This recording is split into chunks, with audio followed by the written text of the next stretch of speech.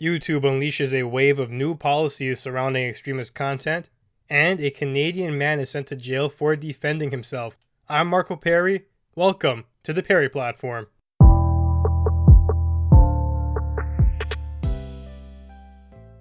Social media giants have seemingly taken a hard offensive against freedom of speech, expression, and even thought for that matter.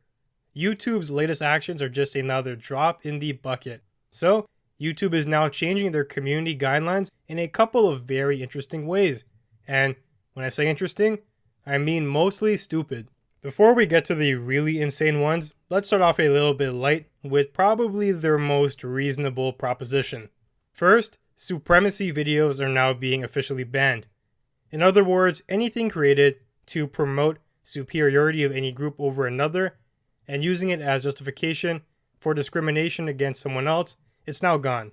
The main content that's going to sink because of that is Nazi and white supremacy. Now, this seems to be a whatever move to me. At least they're laid out clearly the guidelines with what they're going to be using to identify these videos. It's supremacy-based content, and it's not really a guessing game. We know what they're going after, and it's a pretty fair cause. I just find it very interesting to note that the goalposts are moving before our very eyes, and they're going pretty fast. It used to be you could not incite to violence, and that was the main criteria. Now, it's you can't advocate for exclusion and some more vague things as well. Don't get me wrong though, these are still very terrible things to partake in. Supremacy doesn't really have a place in our society, but you still have to note, these standards are adjusting, whether you argue rightfully or wrongly. And I'm not too sure that social media corporations are the moral overlords who should be the ones deciding where these new goalposts are. YouTube has also stated that users will not be permitted to post videos saying that certain events did not happen, and that's tied towards their supremacy policies. For example, there are people who think 9/11 didn't happen. They think it's a conspiracy. There are those who think the Holocaust never happened. There are also those who deny things like the Sandy Hook shooting. Well, all of those events, they're now dead. This one is slightly more problematic when you realize that history is truly painted by those in power, and a lot of governments are far more corrupt than ours. What about the 1989 democracy movement in China, if you want to talk about an example where things like this can go horribly wrong? That resulted in the nation declaring martial law, and the death toll of those events are still unconfirmed. People say it ranges from hundreds, and some say thousands. It's an instance of government bloodlust, and the government doesn't want that to be mass promoted. They're ashamed of it, and they don't want it to get out because they want to keep control and respect over their people. So, now you take a government like that, and a policy like YouTube's. What if that government wants to tell a different narrative than reality? Now they're going to rely on YouTube to push that, because with this new policy, it really means there's only one way to frame things. This is a major issue because it places further limits on your freedom of speech. It kills dialogue and intelligent debate. Now, if someone is really saying madness like the Holocaust never happened, 9/11 is a myth, well, society can identify that and reject it. That is the beauty of freedom of speech. You get the ideas, and you also have the power as a collective to render certain ideas useless.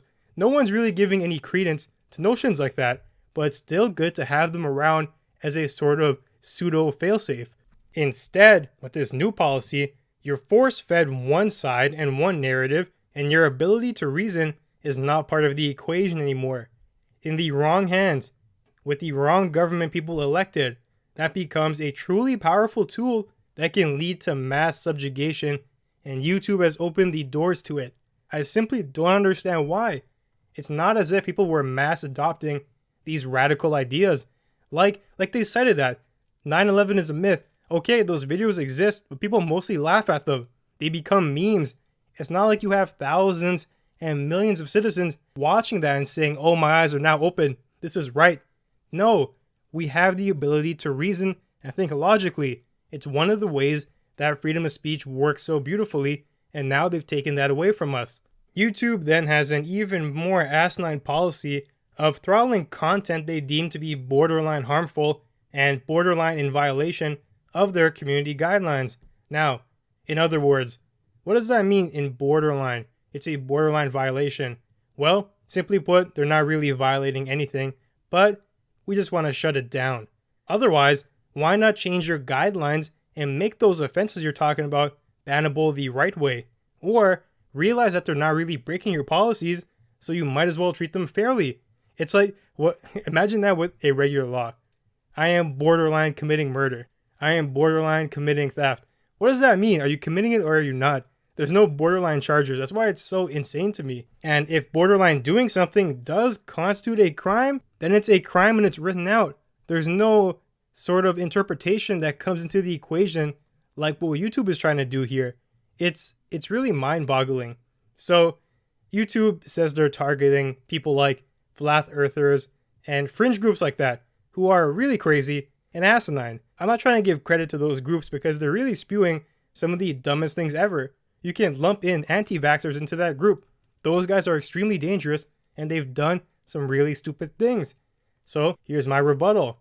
Why not just come out and say we're banning anti-vaxxers? There is evidence here that their actions are causing mass harm and death in some cases.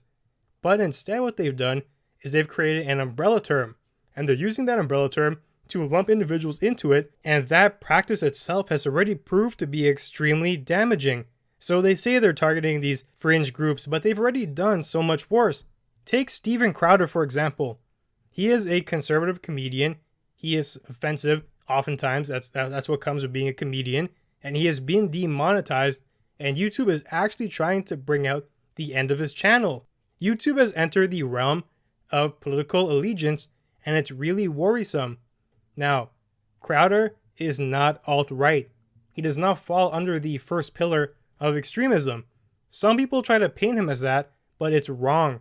Look at his content. There really is not much proof of him being alt-right like a neo-Nazi or a white supremacist. It's really not there. The bar for a conservative to be labeled an extremist is really not the same for a liberal to get that same extremist title. YouTube is perpetuating the issue by actively taking part in the disparity.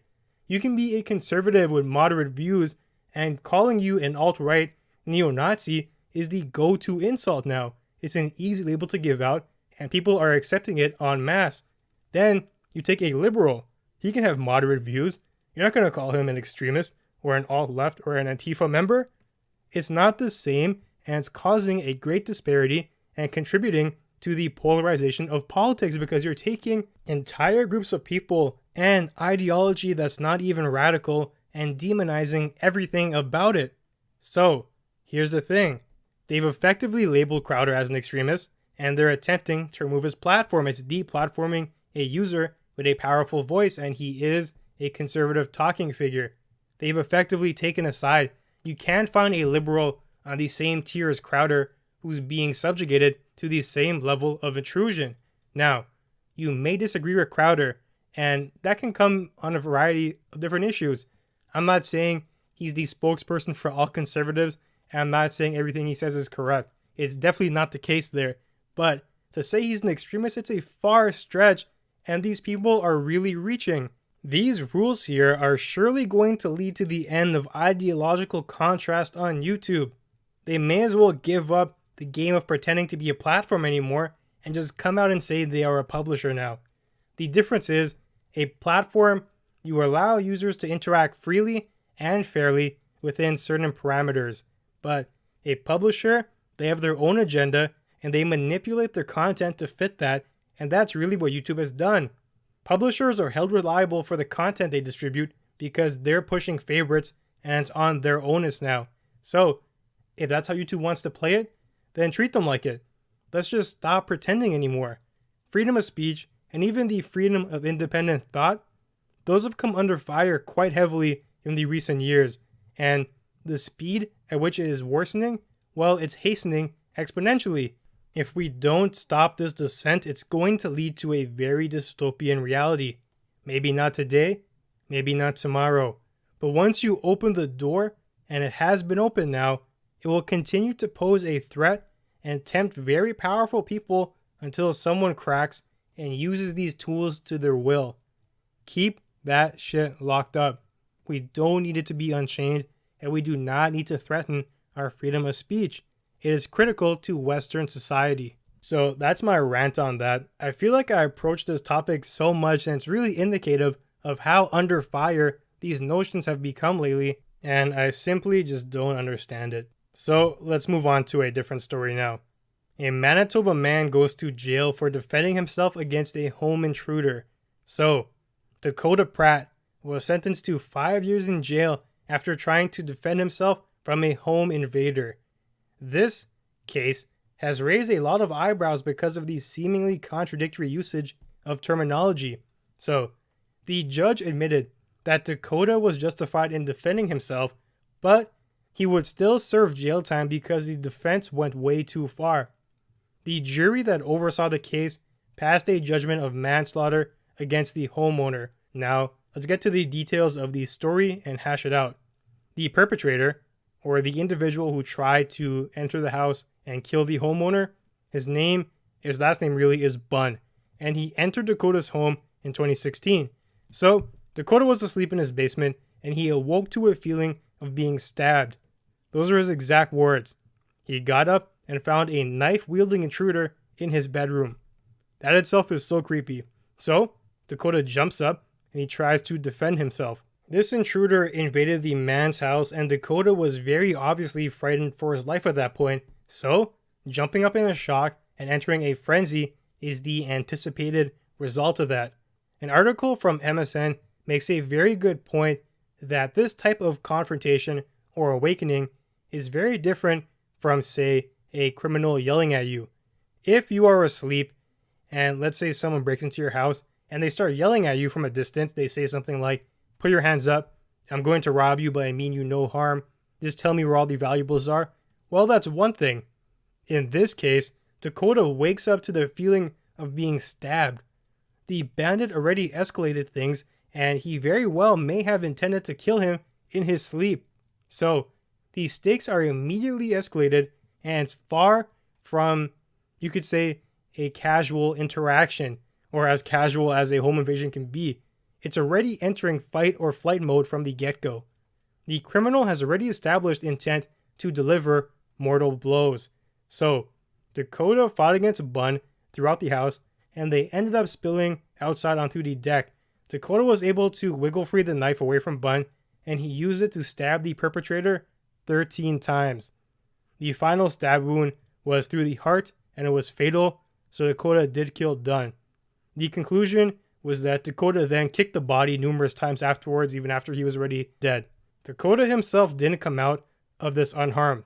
He suffered significant blood loss and wounds to his scalp from when the guy was trying to stab him in his sleep. So that's the synopsis of the event. Now, the jury. So as mentioned before, they found the defense to be wholly justifiable, but they also concluded that multiple stab wounds, well, that was a little bit over the top. The final charge is manslaughter, and the sentence is 5 years. So from that 5 years, 2.5 was already served, so Dakota still has half left to commit to. Some factors that compounded the complexity of the case was that these two guys, they apparently knew each other, and they had some bad blood from before. There was some supposed jealousy about a, new relationship or something like that, and both of them didn't like each other. And that night, they were both drinking, not at the same place, but in different parts of the town, but supposedly they were both drunk. Also, because they knew each other, certain cases were trying to be made that the perpetrator may have been invited into the house, but that still does not excuse the attack.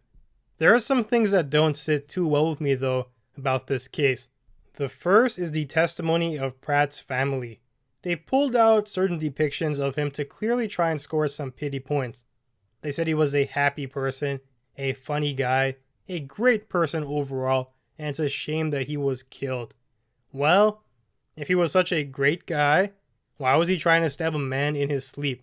I find these forms of commentary to be quite useless, as you already know what these interest parties are going to say. They're going to try and convince the jury as best they can for them to rule in the interest party's favor. It's not as though Dakota was happy about killing this guy anyways. The court states he showed remorse for his actions and he understood that somebody did die. I'm trying to better understand the precedent the court is setting here, and I'm not too sure it's a good one. The man who woke up to someone trying to slice him apart. You can see why he would be super alerted and maybe not in a rational frame of mind. I assume if you're fearing for your life, your judgment would be clouded to some extent, and that's really not your fault. The perpetrator put you in this terrible situation in the first place, and that's at their own ill judgment. Now, Dakota gets into a position where he can neutralize the threat. He has the knife, and so he does it. Sure, 13 times is very excessive, but what if it was just one stab though, and it went through the heart so it still killed the guy? The outcome will be the same, so are we simply basing the jail time on the repetition?